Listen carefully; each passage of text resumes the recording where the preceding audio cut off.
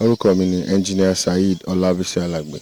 Mo jẹ́ ọmọ bíbí ìlú Ado-Odo in Ado-Odo Local Government of Ogun State. Èmi ni alága àná, the Pioneer Council Chairman for Ado-Odo Local Council Development Area. Ọmọlọ́ta odò ẹ kú oríire. Ado-Odo tó fi wà gbára ẹ kú oríire. Ìgbésà lọ́dẹ lùsádà. Alákọ̀ọ́kọ́ ni pé mo jẹ́ èèyàn kan tó wà accessible. Accessible means pé èèyàn tí gbogbo èèyàn lè rí. Mi ò kí ń ṣe ẹni tí wọ́n ń pè tí wọ́n ní rí bá sọ̀rọ̀. Àti pé ẹni tó fẹ́ lọ ṣojú àwọn èèyàn ó gbọ́dọ̀ jẹ́ ẹni tí gbogbo èèyàn lè máa rí bá sọ̀rọ̀. Lára àwọn nǹkan tá a máa ṣe ni pé a máa ṣe àyè bí a ṣe máa rí àwọn èèyàn lóòrèkóòrè. We call it town hall meetings tí kò ní jálítí, at least ó kéré jù ẹ̀mẹrin lọ́dún tá a máa jókòó láti bá àwọn èèyàn sọ̀rọ̀ ní sọ̀rí kí ló ń fẹ́, kí ni ìjọba lè ṣe fún wọn. And I'll be honest, màá máa ṣòótọ́ fáwọn èèyàn torí ibi tá a bá rí sí màá sọ bó ṣe wà fún wọn. Ibi tá a bá rí sí, ibi tá gbára wa ò ká, àpàdà wa jíṣẹ́. As a representative of the people, there's what we call social justice. Tí ìjọba bá ra mọ́tò ńláńlá tó dáa fún state ní executive pé kó máa fi kó àwọn èèyàn, tẹ́ bá wo agbègbè wa gbọ́dọ̀ máa fi kó àwọn èèyàn lọ́dọ̀ wa nígbà tí ò bá sọ́nà. So aláti bẹ àwọn ìjọba tó wà ní executive arm a gbọ́dọ̀ ṣiṣẹ́ papọ̀ láti rí pé àwọn ọ̀nà wa ó jọ́nà tó ṣe é rìn. Èyí tó jẹ́ pé ó wà ní àwọn ìgbèríko tá a fẹ́ bá àwọn èèyàn wa sowọ́pọ̀ ṣe, like we have done before, tó jẹ́ people participation in politics, we would use our network àfi bá àwọn èèyàn wa sọ̀rọ̀. Láwọn tó jẹ́ street, àwọn nǹkan tá a tún lè jọ ṣe àtìyàn pẹ̀lú CD, everything. What I think it's necessary níbi tí mo rí ọ̀rọ̀ agbègbè wa sí, mo tẹ́mi rí pé ó wà important jù presently, òun ni ìfọwọ́sowọ́pọ̀ tó dájú.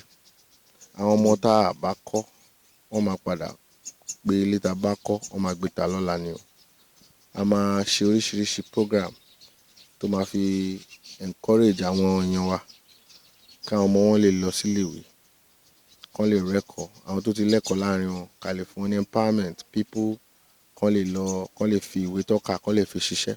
Tẹ́ bá rí gbogbo àwọn health centers wa, opportunity tí mo ní láti ṣe chairman ó jẹ́ kí n rí oríṣiríṣi nǹkan táwọn èèyàn wa ń fojú rí. Àwọn obìnrin láti bímọ, láti tọ́jú àwọn ọmọ wọn, àti pé àti ní owó láti gba ètò ìlera health tó péye. Ó jẹ́ nǹkan tó lágbára díẹ̀ ní agbègbè wa yìí. Èmi ní àwọn ètò lórí ọ̀rọ̀ health níbi tá a máa ti bá ìjọba sọ̀rọ̀ lórí bí wọ́n ṣe máa ràn wá lọ́wọ́ láti rí pé gbogbo àwọn health centers wa ó wà ní bó ṣe yẹ kó wà níbàámu táwọn èèyàn wa fi lè máa rí ètò ìlera tó péye ṣe gbà. Pẹ̀lú ẹ̀, ó láwọn ètò kan táwa ṣe nígbà táwa ní council as chairman. Pẹ̀lú associations like Rotary Club, we were able to renovate one of the health centers and bring it to standard. One of the things that makes me happy today, when I go around, even when I'm in Ado-Odo, I go to that health center for treatment. We were able to upgrade and renovate another health center in one of our local community in Idolenyi through our relationship with one other organizations. These organizations are there.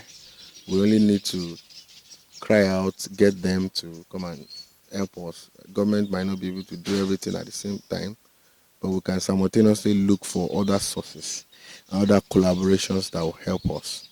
So ó jẹ́ àwọn ètò tí mo ti tò kalẹ̀ pé tí Ọlọ́run bá fún wa ní oore ọ̀fẹ́ láti dépò yìí, a ṣe yẹn, a tún ṣe jù bẹ́ẹ̀ lọ. Gbogbo ohun táwọn èèyàn wa bá béèrè, à wà nílé láti dá wọn lóhùn, láti ṣètò fún wọn. Lágbára Ọlọ́run, Abanise Loluwa k'Ọlọ́run kó fún wa ṣe. Kó jẹ́ nǹkan tó ń wù mí láti jáde láti ran gbogbo àwọn èèyàn mi lọ through láti ṣe ètò